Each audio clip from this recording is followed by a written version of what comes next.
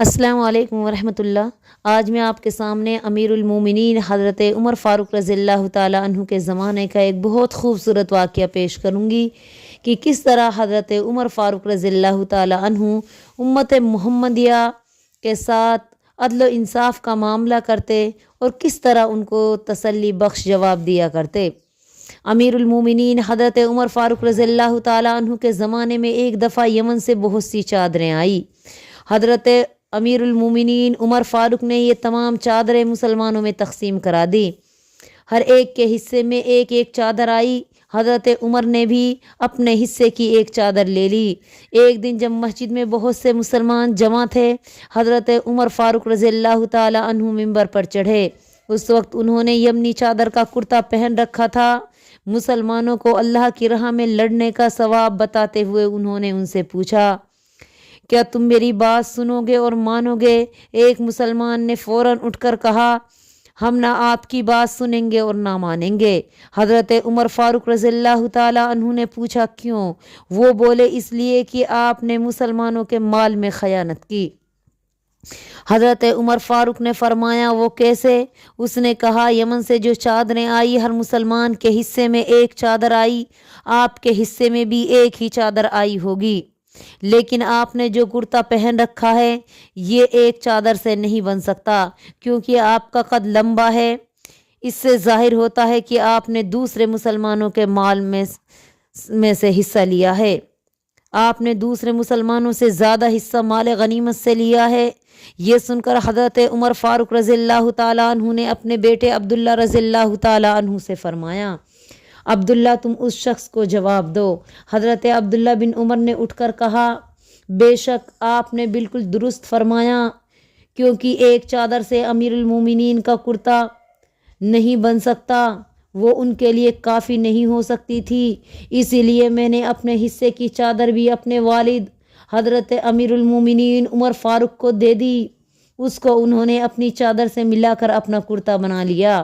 حضرت عبداللہ رضی اللہ عنہ کی بات سن کر وہ شخص بولا، اے امیر المومنین، اب ہم آپ کی بات سنیں گے بھی اور مانیں گے بھی۔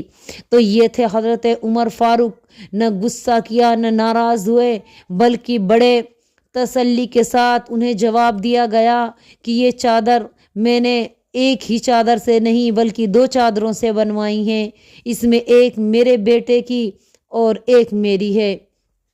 تو آج ہمارے معاشرے میں اگر نظر دوڑائی جائے، جتنی بڑی بڑی ہستیاں ہیں، جتنے بڑے بڑے سرکاری آفیسرز اور سرکاری عہدیدار ہیں، تمام نے سرکار سے مال لے لے کر قوم اور ملت کی ترقی کے نام پر اپنے گھروں میں جمع کر رکھا ہے۔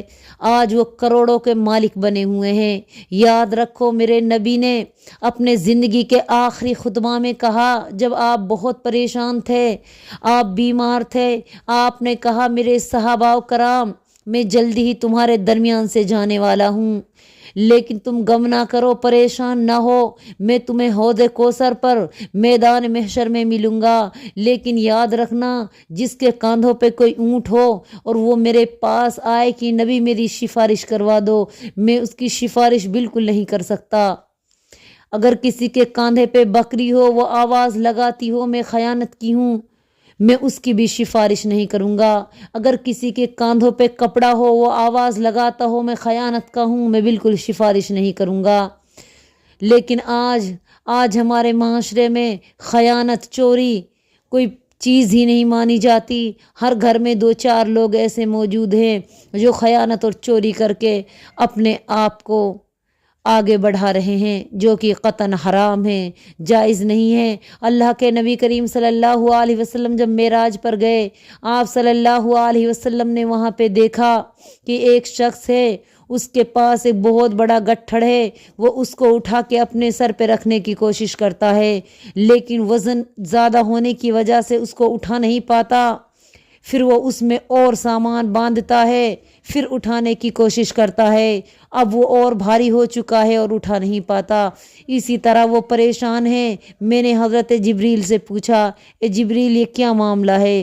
جبریل نے بتایا کہ یا رسول اللہ، یہ وہ شخص ہے جس کے پاس لوگوں کی امانتیں تھی، اس نے اس میں خیانتیں کی اور اسی کی سزا میں آج یہ اس بوجھ کو اٹھانے کی کوشش کر رہا ہے، تو ہمیں چاہیے کہ ہم ایمانداری کے ساتھ زندگی جیئیں، روکھا سوکھا کھا لیں لیکن حرام کی کمائی سے بچتے رہیں۔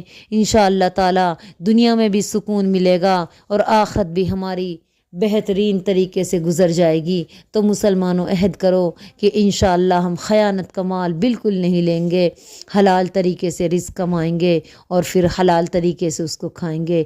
انشاءاللہ تعالی دنیا آخرت میں دونوں جگہ کامیابی حاصل کریں گے۔